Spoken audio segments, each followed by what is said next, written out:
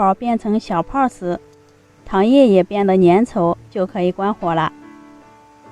起锅烧油，油温6-7成热时下入生胚，炸至生胚浮上来以后，用筷子翻动，使其受热均匀，全程用中小火炸制，约炸上2分钟，表面呈金黄色，即可捞出来控一下油分。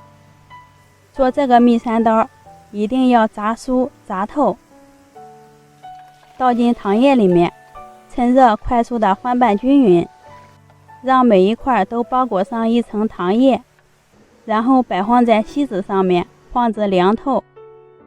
咱们的蜜三刀就做好了。因为包裹了糖液，吃起来甜甜蜜蜜的，软糯酥香，吃在嘴里甜在心里。喜欢的朋友可以试一下。谢谢您的观看，我们下期见。